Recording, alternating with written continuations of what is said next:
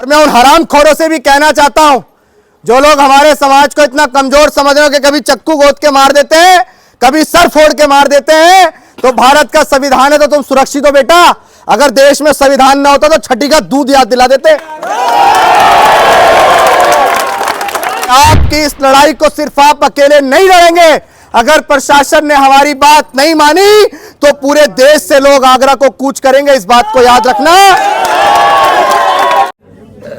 क्या हुआ था? हाँ, लगेगा न्याय कैसे मिलेगा? सोशल मीडिया से खबरें सुन, आगरा ना पड़े, क्योंकि अगर हम दोबारा आगरा आएंगे तो आप सब लोग बहुत अच्छे से जानते हैं, लोग यहीं रहेंगे, इसी घर में रहेंगे और कोई माइकल लाल इनको इस घर से बाहर नहीं निकाल सकता। यहां बोल के जा रहा हूं मैं आगरा के अंदर। सबसे पहले सभी को जय भीम, जय भीम। साथियों, किसी की मृत्यु हो जाना, किसी को मार देना एक सबसे बड़ा अपराध है, क्योंकि किसी की जान चली गई और उस दर्द को, उस तकलीफ को ना शायद मैं बेहतर तरीके से समझ सकता हूं, ना शायद आप बेहतर तरीके से समझ सकते हैं। उस दर्द को अगर सबसे बेहतर तरीके से कोई समझ सकता है तो वो परिवार समझ सकता है, जिसने अपने 20 से 22 साल के नौजवान को पाल पोष के बड़ा किया। किस मजदूरी के साथ, किस मेहनत के साथ उसके पिता ने उसको पाल पोष के बड़ा किया होगा, और उसको चंद लोगों ने किसी रंजिश के चलते, चाहे वो जातीय रंजिश रही हो, चाहे वो किसी प्रकार की रंजिश रही हो, उसको जान से मार दिया। तो मौत के घाट उतार देने की सजा आप सब जानते हैं। यहां पे आने के बाद पीड़ित परिवार से हमारी बात हुई, आना इसलिए पड़ा, प्रशासन के तमाम लोगों से बातचीत लगातार हो रही थी। उन लोगों ने तमाम तरह के आश्वासन हमें दिए और हमें बताया कि भाई बहुत सारे लोगों को इसमें गिरफ्तार कर लिया गया है और टीमें गठित कर दी गई हैं जो लोग बकाया रह गए उनको गिरफ्तार करने के लिए। तो मेरा शासन, प्रशासन और तमाम आला कमान अधिकारियों से एक सवाल है महोदय, कि यहाँ पे बीते 7 महीने पहले भी एक कृत्य हुआ था, और 7 महीने पहले भी, अगर मैं सही हूं, मुझे बताया था उसकी रोती हुई माँ आई थी, इनके हस्बैंड है, महिला खड़ी है यहाँ पे, 7 महीने पहले चाकुओं से गोद कर मार दिया था। तो ये उत्तर प्रदेश, जहां की सरकार ये कहती है कि हमने उत्तर प्रदेश से गुंडा राज को खत्म कर दिया है, या कानून का राज स्थापित हो गया है, तो क्या ये कानून का राज है कि किसी भी व्यक्ति को चौराहे पे ईंट पत्थर से मार दिया जाता हो, चाकुओं से गोद कर मार दिया जाता हो? क्या ये कानून का राज है? तो मेरी शासन, प्रशासन और तमाम लोगों से ये कहना है, ये सलाह है कि आप तमाम लोग तमाम अपराधियों को रोक लीजिए। आपके पास तमाम तरह के सारी चीजें हैं, उनको रोक लीजिए। और हम लोग भारत के संविधान को मानने वाले लोग हैं, और भारत के संविधान के अंतर्गत तमाम अधिकारी होते हैं। अगर गुनाह किसी सीएम ने किया है, अगर गुनाह किसी पीएम ने किया है, अगर गुनाह किसी एसपी, डीएम, कलेक्टर ने किया है, तो सजा वही मिलेगी जो किसी आम नागरिक को मिलती है। तो मैं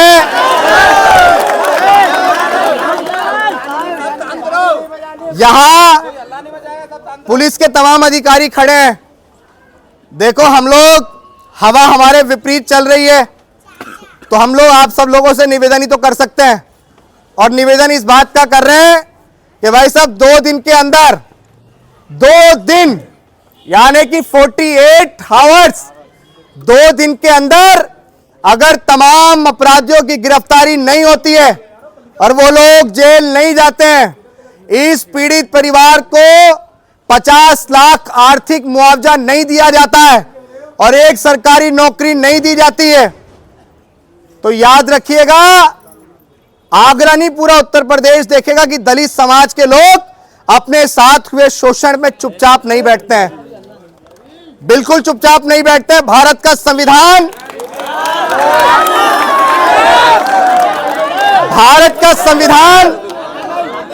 भारत का संविधान जिसको हम लोग इंडियन कॉन्स्टिट्यूशन कहते हैं, वो इंडियन कॉन्स्टिट्यूशन जब कोई सरकार हमारी नहीं सुनती है, जब कोई प्रशासन हमारी बात नहीं सुनता है, जब कोई अधिकारी हमारी बात नहीं सुनता है, तो भारत का संविधान हमें एक आजादी देता है। वो आजादी है पीसफुल प्रोटेस्ट। और जब हमारे लोगों को न्याय नहीं मिलेगा तो हम लोग शांतिपूर्ण प्रदर्शन करेंगे और डंके की चोट पे करेंगे। किसी का बाप भी हमें रोक नहीं सकता। और मेरा आप सब लोगों से भी निवेदन है, आंखें खोल लो। आंखें इसलिए खोल लो कि तुम लोग भारत के संविधान को मानने वाले अपने आप को बताते हो। डॉक्टर बाबा साहेब अम्बेडकर ने कहा कि जहां अनुशासन नहीं होता है वहां कभी शासन स्थापित नहीं होता है। तो अपने आप को अनुशासन भीड़ दिखाओ, भेड़ बकरियों की भीड़ मत बनाओ मेरे भाई। यहां हम किसी की मौत पे, किसी के परिवार से मिलने, उसको सांत्वना देने आए, हाल लड़ करने नहीं आए। अगर हम दिल्ली से चलकर यहां आए तो तब आए जब परिवार ने हमारे नाम से वीडियो वायरल किया, प्रशासन के तमाम लोगों से बातचीत हो रही थी। और मैं उन हरामखोरों से भी कहना चाहता हूं, जो लोग हमारे समाज को इतना कमजोर समझ रहे हो कि कभी चक्कू गोद के मार देते हैं, कभी सर फोड़ के मार देते हैं, तो भारत का संविधान है तो तुम सुरक्षित हो बेटा। अगर देश में संविधान ना होता तो छठी का दूध याद दिला देते।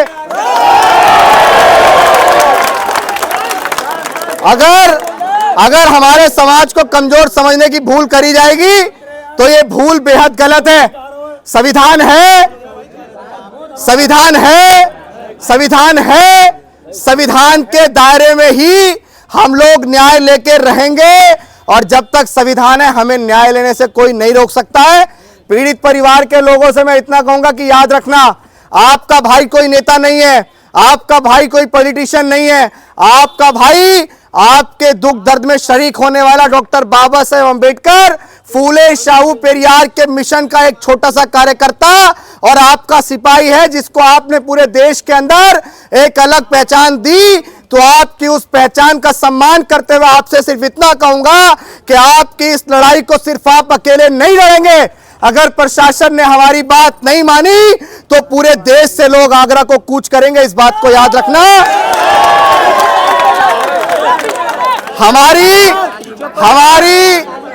हमारी जो मुख्य मांगे हैं, हमारी मुख्य मांगे 50 लाख का मुआवजा, परिवार को एक नौकरी, और जिसने भी कृत्य किया उन तमाम लोगों को सजा, और सजा सिर्फ एक है और वो है फांसी। क्योंकि बच्चा मेरा हो चाहे किसी का भी हो, जो पालता है दुख दर्द का उसे पता है। ऐसे हवानों की, ऐसे हरामखोरों की इस समाज में कोई आवश्यकता नहीं है, जो लोग किसी को भी ऐसी मौत के घाट उतार देते हैं। मेरा सरकारों से भी निवेदन है, तमाम आला कमान अधिकारियों से भी निवेदन है कि जल्द से जल्द हमारी इस बात को मान लीजिएगा। हमें दोबारा आगरा ना आना पड़े, क्योंकि अगर हम दोबारा आगरा आएंगे तो आप सब लोग बहुत अच्छे से जानते हैं,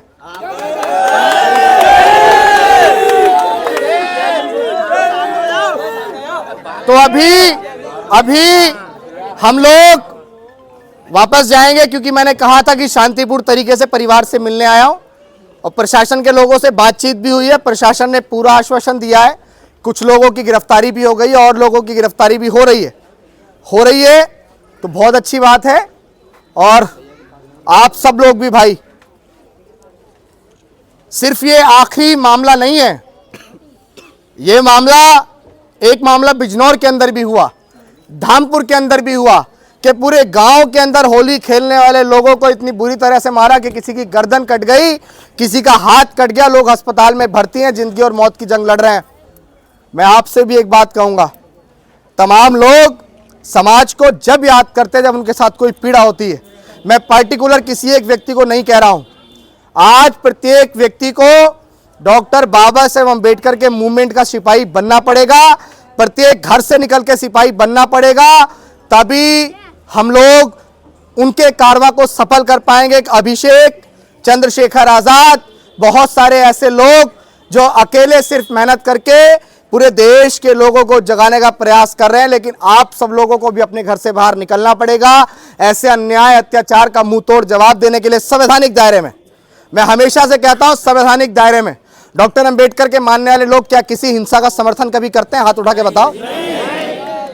बाबा साहेब अम्बेडकर के लोग कभी हिंसा का समर्थन नहीं करते और हम अच्छे से जानते हैं कि अगर दूसरे लोग इतनी भीड़ को इकट्ठा कर लेते तो इतनी भीड़ के साथ पूरे यहाँ पे बवाल ववाल करते, लेकिन नहीं, डॉक्टर अंबेडकर ने हमें शांति से रहने सिखाया और डॉक्टर अंबेडकर ने तथागत बुद्ध को अपनाया, तो हम भी तथागत बुद्ध के मार्ग पे चल के अपने समाज को शांति का रास्ता देते हैं। संविधान है इस देश में, अगर 2 दिन तक न्याय नहीं मिला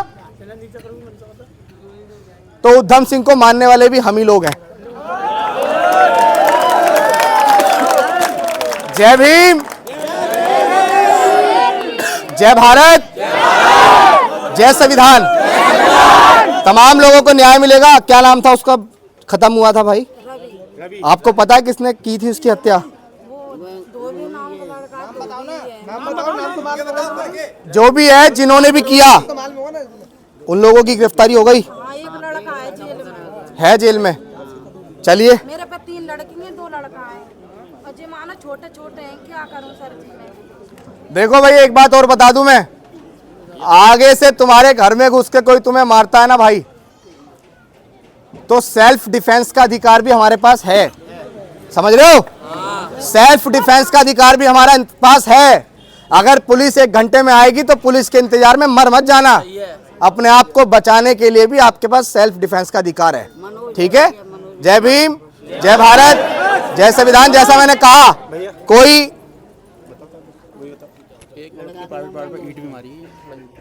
बताओ यार, इससे शर्मनाक कोई विषय हो सकता है कि एक लेडीज के प्राइवेट पार्ट पे ईंट भी मारी है? यार ऐसे हरामखोरों से मैं सिर्फ इतना कहूंगा, तुम्हारे घर में माएँ बहनें नहीं है क्या यार?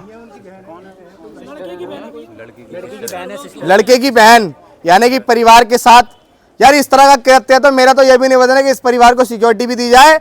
और हाँ, इनके घर के ऊपर भी बात आ रही है भाई, तमाम लोग जगह जगह घेर के पता नहीं क्या क्या बना लेते हैं हाल बवाल। ये लोग अपना घर नहीं रह सकते? ये लोग, ये क्या जानवर है? ये लोग इंसान नहीं है?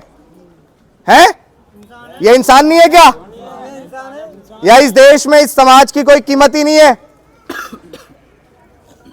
डॉक्टर बाबा साहेब अम्बेडकर ने भारत का संविधान लिखा, उसी समाज के लोग हैं ये, जानवर नहीं है ये। उन तमाम लोगों से कहूंगा कि इस घर की तरफ अब आंख उठा के भी ना देख लेना कोई। ये लोग यहीं रहेंगे, इसी घर में रहेंगे और कोई माइकल लाल इनको इस घर से बाहर नहीं निकाल सकता। यहां बोल के जा रहा हूं मैं, आगरा के अंदर। ठीक है? बस आप लोग घबराना मत, परिवार के लोगों, बिल्कुल मत घबराना।